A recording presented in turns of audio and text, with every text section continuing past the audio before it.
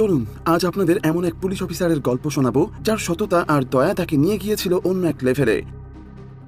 গল্পের শুরুটা হয় এক অসাধারণ বিকেল দিয়ে। আমাদের গল্পের নায়ক চার্লি সারাদিনের ডিউটি সেরে ক্লান্ত হয়ে এক ছোট্ট ক্যাফেতে বসে কফি খাচ্ছিলেন। কিন্তু সমস্যাটা হলো তখন যখন ওয়েট্রেস বিল নিয়ে এলেন। পকেটে হাত দিয়ে চার্লির মাথায় যেন বাজ পড়লো। তিনি বুঝতে পারলেন বিল দেওয়ার মতো যথেষ্ট টাকা তার কাছে নেই। ভাবুন তো একবার, একজন পুলিশ অফিসার যার কাজই হলো শহরের মানুষের নিরাপত্তা দেয়া, তার এই সামান্য বিল দেওয়ার টাকা নেই। লজ্জায় তার কান মাথা গরম হয়ে গেল। তিনি কি করবেন কিছুই বুঝে উঠতে পারছিলেন না। তার এই ইতস্তত ভাব দেখে ওয়েট্রেস, যার নাম ছিল আইভন, একটু বিরক্ত হলেন। সারাদিনের খাটুনির পর তার মেজাজটা হয়তো ভালো ছিল না, তাই তিনি কিছুটা ব্যঙ্গ সুরেই বলে বসলেন, কি ব্যাপার, পুলিশ কি আজকাল বিনা পয়সায় খায় নাকি? মনে হচ্ছে এই বিলটা আমার মাইনে থেকেই কেটে রাখা হবে। কথাটা ধারালো তীরের মতো চার্লির বুকে গিয়ে লাগে। তিনি ভীষণ লজ্জিত হলেন, কারণ তিনি মোটেও এমন মানুষ ছিলেন না, বরং তিনি এতটাই ভালো মনের মানুষ ছিলেন যে প্রতিবার খাওয়ার পর ওয়েটার বা ওয়েট্রেসদের জন্য টিপস দিতে কখনোই ভুলতেন না। হঠাৎ তার মানিব্যাগের ভেতরে রাখা একটা পুরনো লটারির টিকিটের উপর চোখ পড়তেই মাথায় একটা বুদ্ধি খেলে গেল। তিনি টিকিটটা আইভনকে দেখিয়ে একরাশ আশা নিয়ে বললেন, দেখো, এই লটারির টিকিটটা যদি আমি জিতি, কথা দিচ্ছি এর অর্ধেক তোমার, আর যদি হেরে যাই তাহলে কাল এসে আমি তোমাকে বিলের দ্বিগুণ টাকা দিয়ে যাব। আইভন যদিও তার কথাই পুরোপুরি বিশ্বাস করতে পারছিল না, তবুও সে অনেকটা দায়সারা ভাবেই রাজি হলো। কে জানতো এই সামান্য এক টুকরা কাগজই তাদের দুজনের ভাগ্য এমন ভাবে বদলে দেবে। সেদিন রাতেই টিভিতে বিজয়ী লটারির নাম্বার বলা হচ্ছিল, আর ঠিক তখনই লটারির টিকিটটা $64 মিলিয়ন বিশাল জ্যাকপট জিতে যায়। বাড়িতে বসে বারবার নাম্বার মেলানোর পর চার্লির স্ত্রী মুরিয়েল খুশিতে প্রায় লাফিয়ে ওঠে। সে আনন্দে চিৎকার করে উঠল। কিন্তু আরো কয়েকজন বিজয়ী থাকায় তাদের ভাগে এসেছিল $4 মিলিয়ন। এই বিশাল অঙ্কের টাকা তাদের আগের গরিব জীবনটাকে এক মুহূর্তে বদলে দেওয়ার জন্য যথেষ্ট ছিল। কিন্তু এত বড় খুশির মধ্যে চার্লির বুকের ভেতরে কেমন খসখস করছিল। তার মনে পড়ে গিয়েছিল আগের দিনের সেই রেস্টুরেন্টে দেওয়ার প্রতিশ্রুতির কথা। তিনি কথা দিয়েছিলেন জিতলে পুরস্কারের অর্ধেক আইভনকে দিয়ে দেবেন। প্রথমে সে তার স্ত্রীকে এই কথাটা বলার সাহসী পাচ্ছিল না, কিন্তু নিজের বিবেকের সাথে অনেক লড়াই করার পর সে সিদ্ধান্ত নিল সত্যিটা স্বীকার করবে। আর ঠিক যা ভয় পেয়েছিল তাই হলো। মুরিয়েল এই কথা শোনার পর রাগে তার মাথা খারাপ হয়ে যাওয়ার জোগাড়। সে তার স্বামীর একগুঁয়ে জেদি স্বভাবের কথা খুব ভালো করে জানতো, আর এটাও জানতো যে চার্লি তার কথা রাখার জন্য সবকিছু করতে পারে। আসলে চার্লি ছোটবেলা থেকে এমন পরোপকারী ছিল। মানুষকে সাহায্য করতে তার ভীষণ ভালো লাগতো, আর সেই কারণেই বড় হয়ে সে একজন পুলিশ অফিসার হয়েছিল। এই যেমন ধরুন, তিনি রাস্তায় অন্ধলোককে হাত ধরে পার করে দিতেন। হঠাৎ প্রসব বেদনায় কাতরানো মহিলাদের নিজের গাড়িতে করে হাসপাতালে পৌঁছে দিতেন। এমনকি নিজের সামান্য বেতন থেকে টাকা বাঁচিয়ে গরিব এলাকায় দান করতেন। তিনি শিশুদের এতটাই ভালোবাসতেন যে ডিউটি শেষেও সময় বের করে বাচ্চাদের বেসবল খেলা শেখাতেন। এক কথায় সে ছিল সবার প্রিয় এক প্রতিবেশী।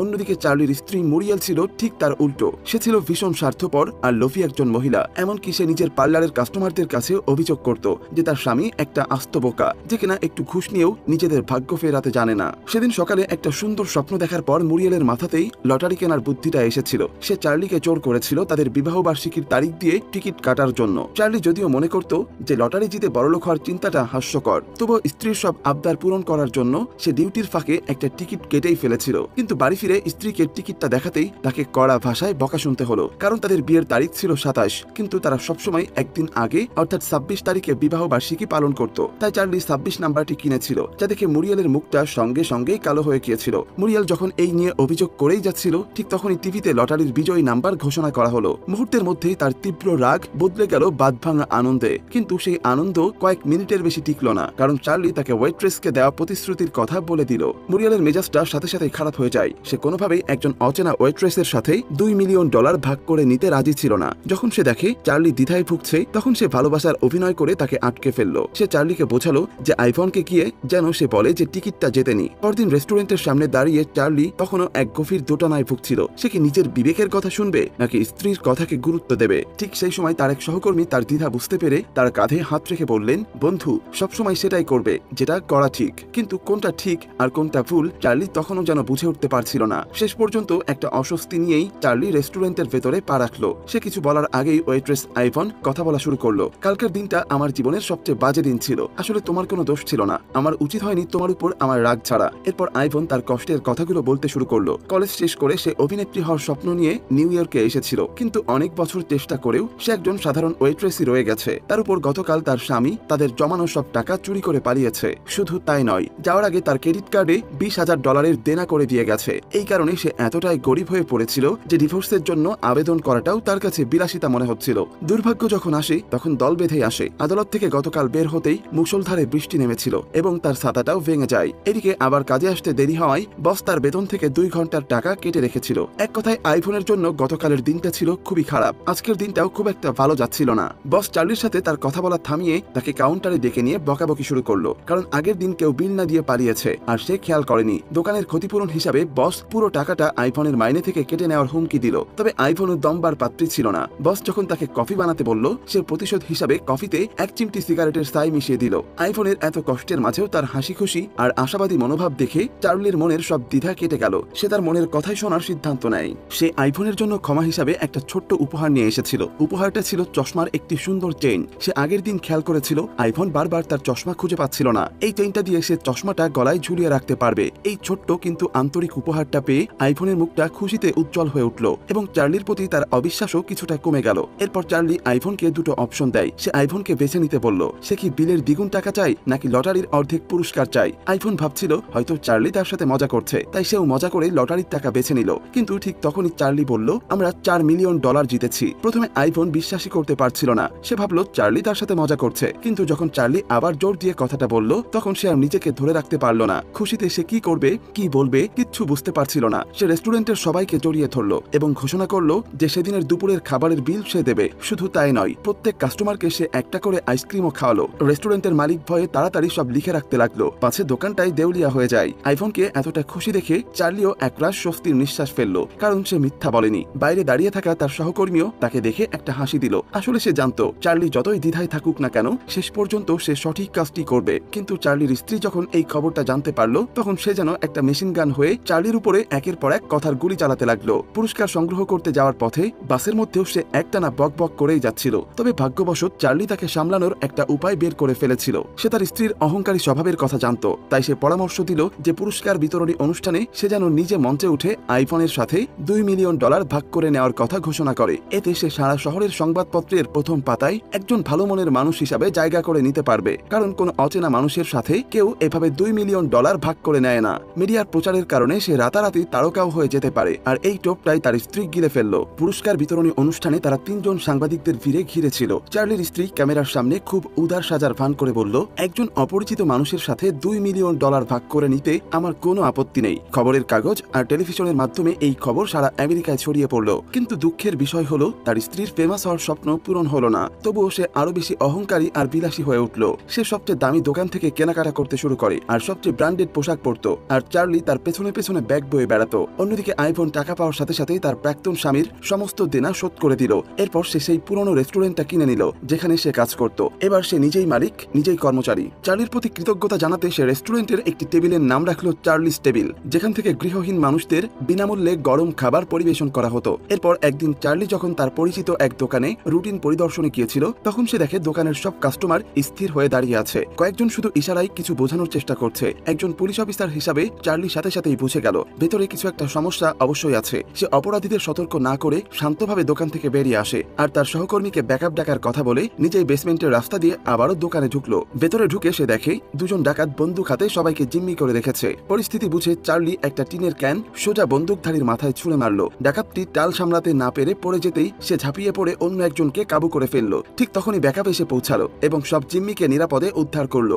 এই হট্টগোলের মধ্যে চার্লির বাম হাতে একটি গুলি লাগে, যার কারণে তাকে কিছুদিনের জন্য অবসর নিতে হয়। কিন্তু এই দুর্ভাগ্যের মধ্যেও ভাগ্য লুকিয়েছিল। বড় বড় সংবাদ মাধ্যমগুলো সাহসী লটারি বিজয়ী পুলিশ ডাকাত ধরেছে বলে খবর প্রচার করতে লাগলো। চার্লি রাতারাতি শহরের নায়ক হয়ে গেল, এমনকি মেয়রও তাকে ব্যক্তিগতভাবে পদক দিলেন। পুরস্কার বিতরণী অনুষ্ঠানে চার্লি এমন একটা কাজ করলো যা দেখে তার স্ত্রীর মুখটা দেখার মতো হয়েছিল। সে ঘোষণা করলো যে সে তার মৃত সহকর্মীদের আত্মার শান্তির জন্য পুলিশ ফান্ডে $10,000 দান করবে। এদিকে এটা শুনে তো তার স্ত্রীর মাথায় আকাশ ভেঙে পড়ে। টাকার ব্যাপারগুলোর সামনে এসে তাদের দুজনের মানসিকতা যে কতটা আলাদা তা দিন দিন স্পষ্ট হয়ে যাচ্ছিল। চার্লি চাইতো একটা শান্তিপূর্ণ জীবন যেখানে সে চারপাশের মানুষদের সাহায্য করতে পারবে, আর তার স্ত্রীর চোখে ছিল শুধু দুটো শব্দ, স্বার্থ আর বিলাসিতা। একদিন সে চার্লিকে জোর করে একটা ইয়ট পার্টিতে নিয়ে গেল। সেখানে সাদা দাড়িওয়ালা এক বৃদ্ধ বলছিল যে সে স্টক মার্কেটে বিনিয়োগ করে 1 বছরে কত টাকা লাভ করেছে। চার্লির স্ত্রী টাকার গন্ধ পেয়ে সাথে সাথেই তার কাছে চলে গেল এবং তার সাথেই ভাব করতে শুরু করলো। এইসব ধনী হওয়ার প্ল্যানে কোনো আগ্রহ না থাকায় চার্লি একাই দাঁড়িয়েছিল। তখন সে দেখে আইভন একজন ট্যাক্সি ড্রাইভারের সাথে তর্ক করছে। কোনো সমস্যা হয়েছে কিনা দেখার জন্য চার্লি ইয়ট থেকে নেমে এগিয়ে যায়, কিন্তু ঠিক তখনই ইয়টটি ছেড়ে দিল আর তারা দুজন সেখানেই থেকে যায়। আইভন নিজেকে দোষী ভাবতে লাগলো, কিন্তু চার্লির বেশ হালকা লাগছিল, কারণ সে প্রথম থেকেই এই পার্টিতে আসতে চায়নি। আর এদিকে তার স্ত্রীও চার্লিকে ছাড়া পার্টি নিয়ে ব্যস্ত ছিল। তাই তারা দুজন একসাথে ডিনার করার জন্য একটা রেস্টুরেন্টে গেল। কাছে একটা রোমান্টিক বিয়ের অনুষ্ঠান চলছিল। এটা দেখে তারা দুজনই কিছুটা ইমোশনাল হয়ে পড়ে। আইভন বলে তার স্বামী একসময় তাকে খুবই ভালোবাসতো, কিন্তু ধীরে ধীরে সে একজন মিথ্যাবাদী হয়ে ওঠে এবং তাদের সম্পর্কটা ভেঙে যায়। এই কথা শুনে চার্লিও তার স্ত্রীর সাথে কাটানো পুরনো দিনের কথা মনে করতে লাগলো। তারা হাই স্কুল থেকে একে অপরকে চিনত, একে অপরের প্রথম প্রেম ছিল, কিন্তু সময়ের সাথে সাথেই তারা দুটো ভিন্ন পথের পথিক হয়ে গেছে। সেদিন রাতটা হয়তো খুবই সুন্দর ছিল। মিউজিকের তালে আইভন চার্লিকে নাচতে আমন্ত্রণ জানায়। তারা যত কাছাকাছি আসছিল তাদের মধ্যে এক অন্যরকম অনুভূতি তৈরি হচ্ছিল, তবে দুজনেই তাদের সীমানা জানত, তাই তারা বন্ধুত্বেই থেমে থাকে। চার্লি নিজেকে বোঝাতে লাগলো যে সময় দিলে হয়তো তার স্ত্রীর সাথে সম্পর্কটা আবার আগের মতো হয়ে যাবে। কিন্তু সেই মুহূর্তে তার স্ত্রী তখনও টাকার মোহে অন্ধ হয়ে সেই বৃদ্ধের সাথে গল্প করছিল। জাহাজটি বন্দরে না ফেরা পর্যন্ত সে তার সাথেই ছিল। পরদিন সকালে চার্লি আর আইভন একসাথে রোলার স্কেটিং করতে গেল। চার্লি ডাল বেয়ে নামতে গিয়ে সোজা একটা লেকের মধ্যে পড়ে গেল, যা দেখে আইভন হেসে ফেলল। তারপর তারা দুজন সাবওয়ে স্টেশনে গিয়ে সাধারণ মানুষের জন্য বিনামূল্যে ভ্রমণের ব্যবস্থা করলো। সামান্য কিছু টাকা হলেও এই কাজটা সবাইকে অনেক খুশি করেছিল। পরবর্তী দিনগুলোতে তারা একসাথে আরো অনেক ভালো কাজ করলো, যেমন তারা একটা পুরো বেসবল মাঠ ভাড়া করে পাড়ার বাচ্চাদের এবং বন্ধুদের নিয়ে একটা সুন্দর সময় কাটায়। এই কাজগুলো বাচ্চাদের মন খেলাধুলার প্রতি ভালোবাসা আরো বাড়িয়ে দেয়। কিন্তু সেদিন যখন চার্লি আনন্দের সাথে বাচ্চাদের নিয়ে নিচে ফিরল, তখন সে দেখে তার স্ত্রী তার সমস্ত কাপড় বাইরে ফেলে দিচ্ছে। আসলে সাবওয়েতে তাদের সেই ভালো কাজের খবর সংবাদপত্রে ছাপা হয়েছিল। তার স্ত্রী সেটা দেখেই ধরে নিয়েছে যে তাদের মধ্যে কোনো সম্পর্ক আছে। চার্লি যতই তাকে বোঝানোর চেষ্টা করুক না কেন, সে কিছুই শুনতে রাজি ছিল না। রাগের মাথায় সে চার্লিকে অনেক অপমান করে। নিজের ভালোবাসার মানুষের কাছ থেকে এমন অপমান শুনেও চার্লি কোনো উত্তর দিল না, কারণ সে জানতো সে কেমন এবং সে বদলাতে পারবে না। তার স্ত্রীও সেটা বুঝতে পেরেছিল, তাই সে নিজেই ডিভোর্সের প্রস্তাব দিল।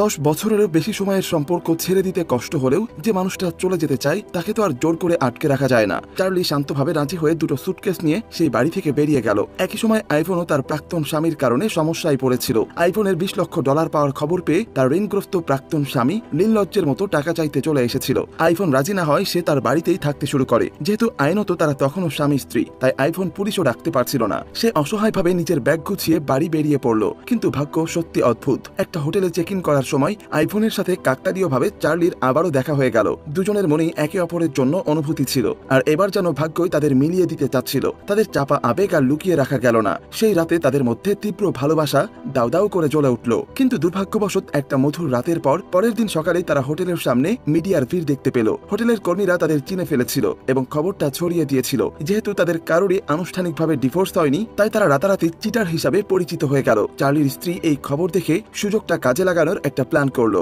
ডিভোর্সের চুক্তিতে সে লটারির পুরো টাকাটা নিজের নামে দাবি করলো। তাদের এত বছরের সম্পর্কের কথা ভেবে চার্লি তাতেও রাজি হয়ে যায়, কিন্তু তার স্ত্রীর লোভ আরো বেড়ে গেল। সে আইভনের কাছে থাকা $2 মিলিয়ন ফেরত চাইল এবং মামলা করার হুমকি দিল। চার্লি যখন দেখে যে তার স্ত্রী বাড়াবাড়ি করছে, তখন সে রেগে গিয়ে তার সাথে তর্ক করতে গেল। কিন্তু অপ্রত্যাশিতভাবে এই ঘটনাকে তার স্ত্রী কাজে লাগালো এবং তার বিরুদ্ধে হামলার অভিযোগ আনলো। শেষ পর্যন্ত মামলাটা আদালতে গড়ালো। বিচারে চার্লির আইনজীবী প্রমাণ করার চেষ্টা করলেন যে লটারির নাম্বারগুলো চার্লি নিজে বেছে নিয়েছিল, তার স্ত্রীর বলা তারিখ অনুযায়ী নয়। তাই পুরস্কারের টাকাটা চার্লিরই হওয়া উচিত। কিন্তু তিনি হয়তো তার স্ত্রীর গল্প বানানোর ক্ষমতাকে ছোট করে দেখেছিলেন। আদালতে দাঁড়িয়ে সে এক গল্প বানাতে শুরু করলো। সে বলল, আমাদের বিয়ের তারিখ 27 তারিখ ঠিকই, কিন্তু টিকিট কেনার আগের রাতে আমার প্রয়াত বাবা আমার স্বপ্নে এসেছিলেন। তিনি আমাকে বলে যান যে আমাদের আসল বিবাহ বার্ষিকী 26 তারিখই পালন করা উচিত। আমি সবসময় আমার বাবার কথা শুনি, তাই তখন থেকে আমার কাছে আমাদের বিবাহ বার্ষিকী হলো 26 তারিখ। যদিও এই ব্যাখ্যাটা খুবই হাস্যকর ছিল, কিন্তু মিডিয়ার কারণে এটা একটা ফেমাস স্টোরিতে পরিণত হলো।